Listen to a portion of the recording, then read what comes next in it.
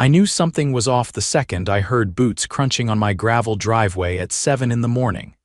I looked out the window, coffee still in hand, and saw two guys in neon vests measuring the edge of my backyard like they owned the place.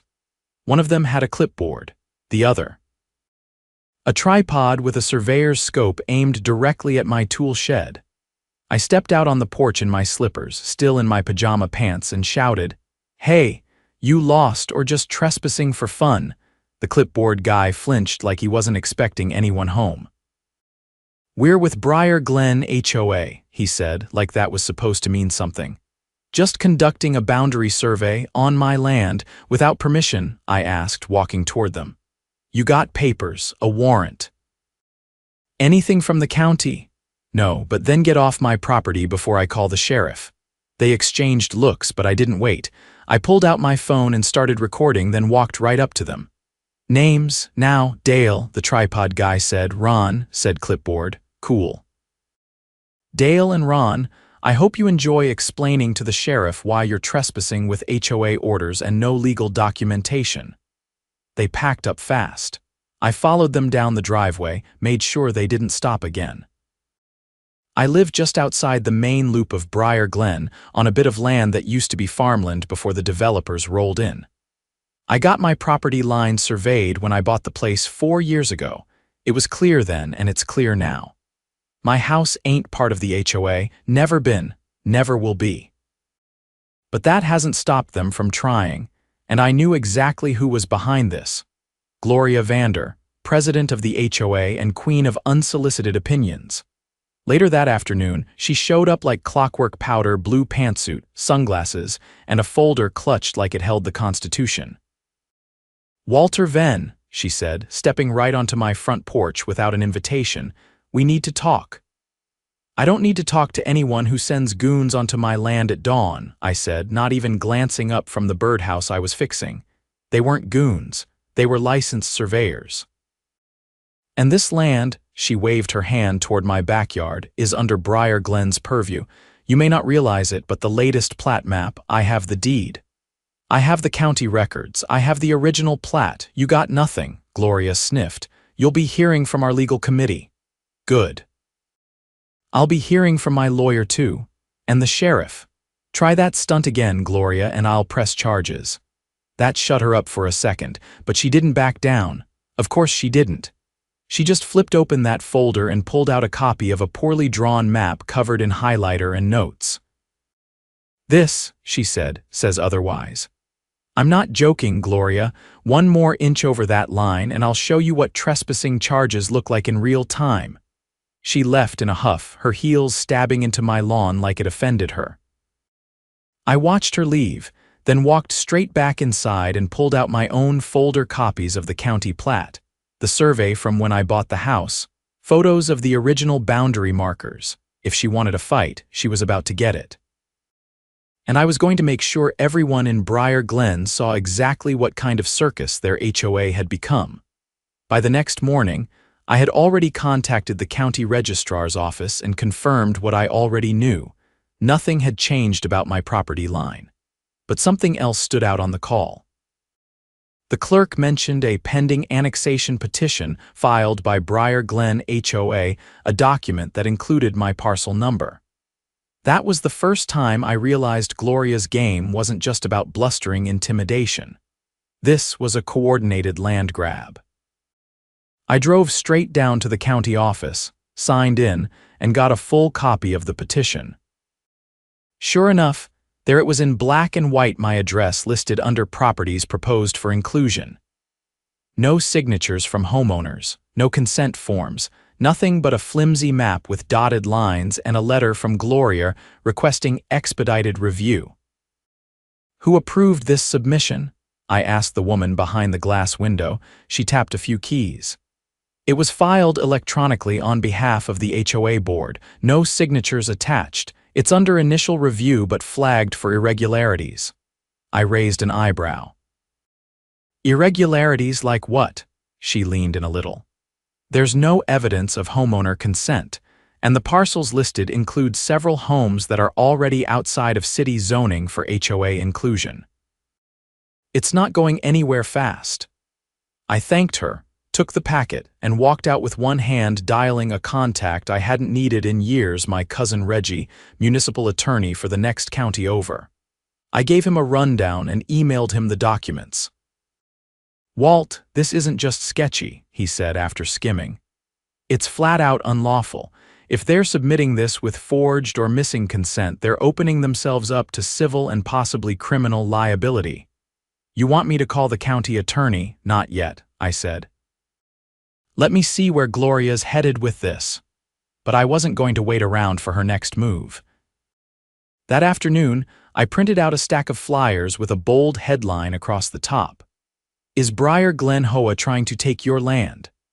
I listed bullet points with fax parcel numbers, quotes from the county office, and contact information for homeowners to verify whether their land had been included in the annexation attempt. I didn't sign my name, but I didn't need to. By sunset, I delivered the flyers to every mailbox along the eastern boundary. Folks on that stretch had always considered themselves outside of HOA reach. Most of them had bought their homes before Briar Glen even existed. I knew they'd be furious. Around 8 that night, I heard a knock on my door. It was Rick Hanley, a retired Air Force mechanic who lived 2 streets over. He held the flyer in one hand and a beer in the other. "This real?" he asked, voice low. "Every word." "You might want to check with the county yourself." He stepped inside without another word. By the time he left, he'd already called 3 other neighbors. Within 48 hours, we had a dozen homeowners comparing notes, all of them just as blindsided. Turns out, Gloria had included every lot along the eastern edge in her little scheme, all without a single meeting, vote, or signed approval. The next HOA board meeting was scheduled for Thursday. It was usually a quiet affair in the community center, maybe 6 or 7 regulars, mostly folks bored enough to care about lawn signage and mailbox colors. This time, the room was packed. Folding chairs lined the back wall, and every seat was filled with angry faces. I stood near the side door, arms crossed, while Gloria took her usual seat at the table up front with the rest of the board. She wore a thin-lipped smile, but her eyes flicked nervously around the room. "Before we begin," she said, tapping her gavel like anyone cared, "I'd like to welcome everyone and remind you that disruptive behavior will not be tolerated." Rick stood up before she could say another word. "You gonna explain why you tried to annex my land without telling me?" Murmurs rippled through the crowd. Gloria blinked, then feigned confusion. "I'm not sure what you're referring to." I raised my hand, holding up the printout from the county office. "This here says you submitted a petition to bring our properties under HOA control. No meetings, no votes, no signatures. You want to tell us how that happened?" One of the board members, a guy named Ted with a mustache like a broom, leaned forward. "Is that true, Gloria?" Gloria pursed her lips. "There was a misunderstanding with the filing. It was meant to be exploratory, a preliminary document." Rick stepped forward. "You filed a legal petition with the county. That's not exploratory. That's fraud." A woman near the back, Dana, who ran a dog grooming business out of her garage, held up her phone. "I just got a call back from the registrar. My property's on the list too. You said we were outside the HOA boundary when we moved in." Gloria's smile was cracking. "It was an administrative error. I assure you, no harm was intended. Reggie had warned me that if she doubled down, I'd need to escalate, so I stepped forward, calm and clear. I've already spoken to the county attorney's office. They're reviewing whether this constitutes filing false documents. If it does, that's a criminal offense under state law, and every homeowner listed has grounds for a civil suit." The room went still. Ted whispered something to the man beside him, who leaned away like he wanted no part of it. "I move to suspend the board president pending a full investigation," Ted said suddenly. Gloria's head snapped toward him. "You can't." "I can," he said. "It's in the bylaws, and if it's not, I'll make the motion anyway and resign if you block it." More voices rose in agreement. Someone called for a vote. Hands shot up. Gloria stood, shouting over the noise that the meeting was out of order, that none of this was official, But no one was listening anymore. She stormed out, knocking over a chair on her way. The gavel she'd brought to keep order clattered to the floor behind her. After the meeting, several neighbors approached me with questions about how to get their own surveys, how to challenge the HOA's authority, whether they could leave entirely. I told them the truth. It takes time, it takes unity, but it's possible. That night, Rick and I sat on my porch with a couple of lawn chairs and a pair of cold drinks. He looked out over the quiet neighborhood and said, "I always thought HOAs were just annoying. Never thought I'd see one try to steal land. They count on people not paying attention," I said. "That's how they get away with it. Not anymore." The next morning, the county placed a formal hold on the annexation petition, citing irregularities under investigation. Reggie confirmed they were opening an inquiry into possible fraud. Gloria didn't show her face for days. When she did, it was to collect a box of files from the HOA office escorted by a sheriff's deputy. The morning after Gloria's dramatic exit, a quiet tension settled over Briar Glen like humidity before a thunderstorm.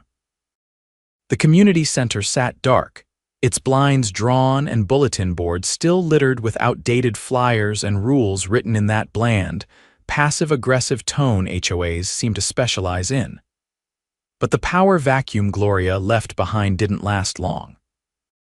That same afternoon, I got a call from Ted, the Broom Mustache Board member who'd turned on her at the meeting. He asked if I'd be willing to meet him at the town planning office the next day. He said he wanted to clear a few things up, and the way he said it sounded like he'd seen something that rattled him more than a little. I met him at the office just after noon. He was already inside, pacing near the zoning counter with a thin folder clutched in both hands like it might fly away. His face looked different from the night of the meeting, not just worried, but older somehow. Like the last few days had aged him. "She kept us in the dark," he said without waiting for a greeting. "We thought it was just about adding a few houses to the HOA, maybe bringing in more dues. But this goes deeper." He handed me the folder. Inside were photocopies of internal HOA financials. Most of it looked like typical bureaucratic fluff: ledgers, expense reports, maintenance costs. But halfway through, I hit a page labeled Community Improvement Budget Forecast. 2 items stood out. A line for Eastern Perimeter beautification totaling nearly $75,000 and another for legal compliance allocation, listed under discretionary funds. "That's a lot of money for flowers and mulch," I said, flipping the page. He leaned in, voice low. "It's not for landscaping, I checked. That money was rerouted 3 months ago into a private escrow account managed off books, not through the HOA's bank. Through something called Elm Valley Holdings." "Never heard of it," I said. "It's a shell. I ran it through a friend who works in real estate finance. It's tied to a developer out of state, someone who specializes in flipping troubled HOA communities into luxury zones." I didn't respond at first. Just stared at the numbers and felt the weight of what I was holding. "She was trying to force an annexation," Ted said, "inflate the dues base and sell the governing rights to a private firm. They would have bulldozed this place into something unrecognizable." "And she didn't tell the board?" I asked. "Not a word. She funneled this through legal subcommittees that don't even exist on our charter." "I think she forged the meeting minutes." We took the folder straight to the county district attorney's office. Ted gave his statement while I sat in the waiting area, watching a kid build a tower out of coffee stirrers. When Ted finally came out, his face was pale but set. "They're opening a formal investigation," he said. "Forgery, wire fraud, misappropriation of funds, possibly racketeering, depending on how deep this Elm Valley thing goes." I drove home in silence, windows down, letting the wind swirl through the cab. The neighborhood looked the same: kids on scooters, sprinklers ticking over front lawns, dogs barking through picket fences. But something under the surface had shifted, and it wasn't just Gloria's absence. It was the realization that she'd nearly sold out the entire community for a payout no one had agreed to. That evening, As the sun dipped behind the rooftops, Dana from the dog grooming business came by with a thick envelope in her hand. "You're not gonna believe what I found," she said, handing it over. "I used to do billing for a property management firm before I started my own shop. Got curious and went digging through the HOA's public records, and look at this." Inside were copies of payment receipts, monthly transfers labeled as consulting fees paid to a law firm called Haywood and Lane. A quick search showed the firm was defunct, but the address, it matched a PO box registered to Gloria's husband. "She was paying herself through a fake law firm," I said, flipping through the receipts. "Over 2 years," Dana added. "Looks like she laundered close to 100,000 that way." By the next morning, the sheriff's office had sealed off the HOA's office with yellow tape. A detective named Alvarez came by my place that afternoon and asked if I'd be willing to hand over the footage of the surveyors on my property. I gave him the original file from my security system. He didn't say much, but his expression said plenty. 2 days later, Gloria was arrested at her sister's house 1 town over. They found 2 shredders still warm, a suitcase of HOA files, and a half-packed duffel with passports and cash. She was booked on charges of fraud, falsification of legal documents, and criminal conspiracy to deprive homeowners of property rights. The county prosecutor held a press conference that evening, and for once, nobody in Briar Glen was complaining about the noise. The fallout was quick and brutal. The remaining HOA board members resigned en masse the following week. A temporary oversight committee was formed, led by volunteers like Dana and Rick, with help from the county's community governance office. They began rebuilding from the ground up, rewriting bylaws, auditing every financial trail, and holding open meetings in the community park with folding chairs and clipboards. One afternoon, I was helping Rick install a new message board near the entrance when he looked over at me and said, "You think we'll ever trust anyone to run this thing again?" I tightened the bolt and shrugged. "Might not have to. Maybe it's not about trusting people to run it. Maybe it's about making sure no one can run off with it." He nodded at that, and we kept working. Weeks passed. The local paper ran a full feature on the scandal, calling it one of the most egregious abuses of HOA power in state history. Ted was interviewed on camera, and even Gloria's attorney had to admit that mistakes were made. She eventually accepted a plea deal in exchange for testifying against the parties behind Elm Valley Holdings. Turns out, she wasn't the only one trying to profit off the annexation scam. But what stuck with me most was what came next. At a town hall 6 weeks after her arrest, the county commissioner proposed something I didn't see coming. A measure to strip HOAs of annexation rights entirely unless approved by a supermajority of current, consenting homeowners. The motion passed unanimously. I didn't speak at that meeting. I didn't have to. The people who'd tried to steal the land under our feet were gone. And the people who lived here, nurses, mechanics, teachers, and small business owners, had taken it back without waiting for anyone to give them permission. Later that evening, I sat on my porch as the cicadas hummed and the streetlights flickered on. The old boundaries were still marked by the weather-worn stakes I'd driven in years ago, but now they meant something more. They weren't just property lines. They were a reminder. A reminder that if someone comes for your home, you don't wait for trouble to knock, you meet it at the door, coffee in one hand and the truth in the other. 3 weeks after Gloria's arrest, the last traces of her regime were being scraped off the community like rust from an old gate. The old Briar Glen HOA sign at the neighborhood entrance, once an emblem of order and overreach, had been taken down. In its place stood a plywood board with hand-painted letters that read, "Community Meeting, Saturday all welcome." It was temporary, but it said everything. Rick and I were helping Dana dig a post hole for a new pet waste station when a county vehicle rolled up. A man in plain clothes stepped out, holding a sealed envelope and a badge clipped to his belt. He introduced himself as Detective Harland from the Financial Crimes Division. I'm following up on the Elm Valley Holdings trail, he said, scanning the area around us like he wasn't quite sure this was the right place to be asking about a white-collar fraud case. I believe you're Mr. Venn? Yeah, I said, wiping my hands on a rag. What do you need? He handed me the envelope. Subpoena for your security footage archives everything from the last 6 months. We've identified one of the surveyors as a subcontractor tied to a real estate syndicate under investigation for land fraud in 3 states. We're coordinating with federal investigators now. Rick let out a low whistle. I led Harland into the house and pulled up the footage archive on a portable drive I'd kept offline for security. As I copied the files, he paced my living room, pausing at a framed photograph of my dad and me standing next to a busted tractor. Your father serve? He asked. Korea, I said. Mechanic. Taught me everything I know about standing your ground. Harlan nodded, tucking the drive into his case. Good man, sounds like. As he left, I asked, is she talking? Gloria, he paused at the threshold. She's cooperating. Turns out she wasn't the top of the food chain, just the local teeth, but her testimony's helping us map the hierarchy. You'll probably see some indictments in the next few weeks. He tipped his head and drove off. The next morning, I got a call from the assistant district attorney, a sharp-voiced woman named Callahan.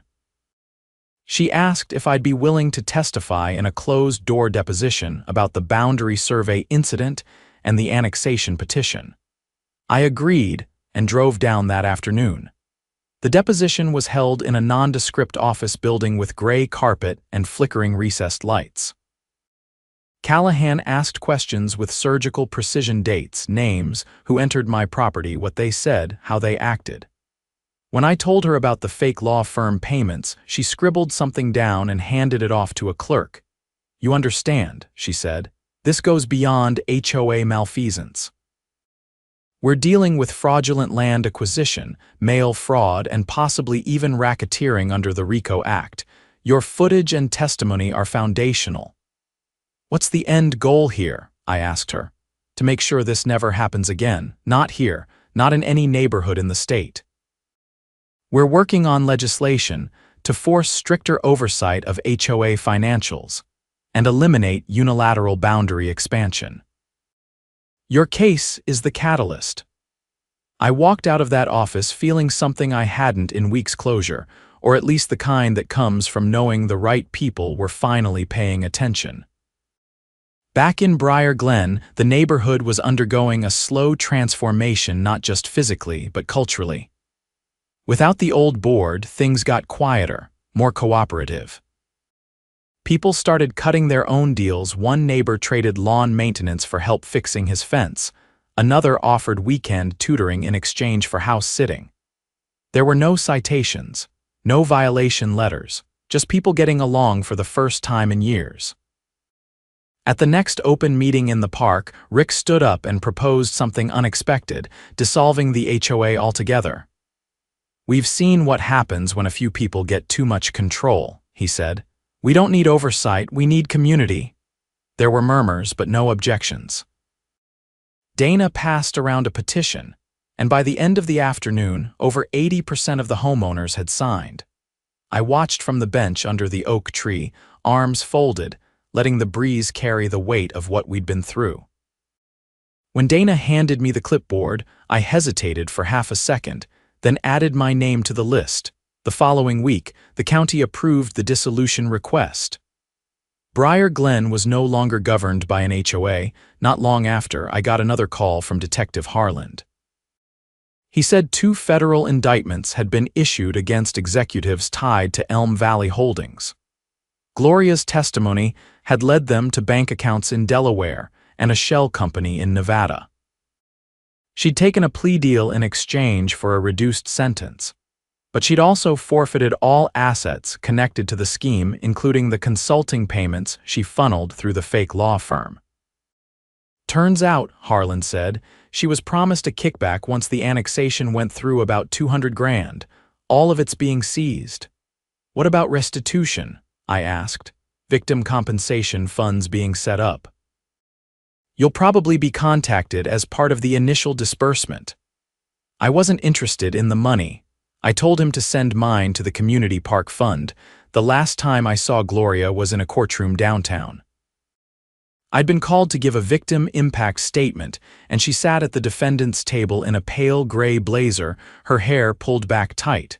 She didn't look up once, not when I entered, not while I spoke. I bought my home to build something stable, I told the court. She tried to steal that for personal gain, not just from me, but from everyone around me. I'm not here for revenge, I'm here to make sure it ends with her. The judge sentenced her to 18 months with parole eligibility after 12. Light, maybe. But considering she'd flipped on a multi-million-dollar fraud ring, it was the best the DA could get. As I walked out of the courthouse, I passed a news crew setting up on the sidewalk.